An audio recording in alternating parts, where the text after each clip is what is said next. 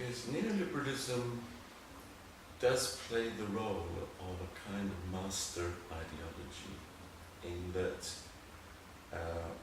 for theoretical economists, but also for practicing politicians, decision makers, it provides a recipe, a set of what you need to do when you have a problem. And it's rather like Marxism of the Catholic Church, in that it has a logic, and you can derive ideas as to how you should act from this logic. And it always says the making of more markets will improve, because it gives people freedom of choice, because of the competition that it makes, it forces participants in the market to be more and more efficient. So it leads to the better use of resources. And so it's there as a kind of agenda for making a better world. And there are certain important truths in there, in that enabling people to make choices is one of the ways we can solve the problem of, one of the ways you address democracy, where people do not accept hierarchies, tell them what to do, they have market choices.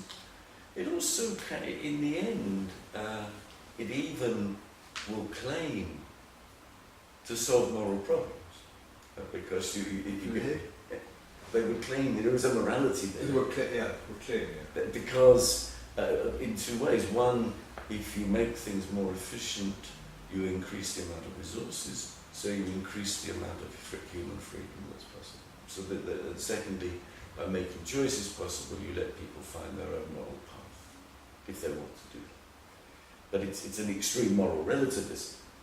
Absolutely. Absolute moral relativism. Yeah. But it does have a moral statement to make.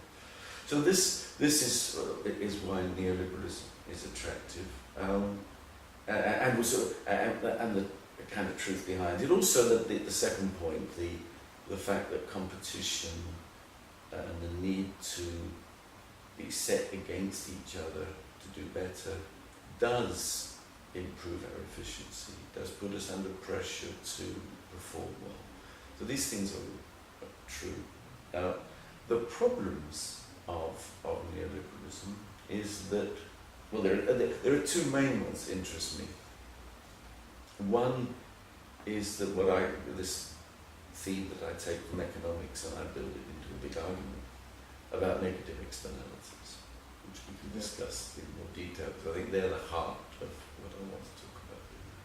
And then secondly, the fact that there's an uncertainty within neoliberalism as to whether it is about ensuring that competition is permanent and that there is always competition, in which case it needs a lot of intervention, because the natural tendency of markets is to lead to concentration. Or does it accept concentration, which eventually leads to the end of competition and leads to a politicization of the economy. So in a way, it gets into a contradiction, because if you leave competition free, you actually end up destroying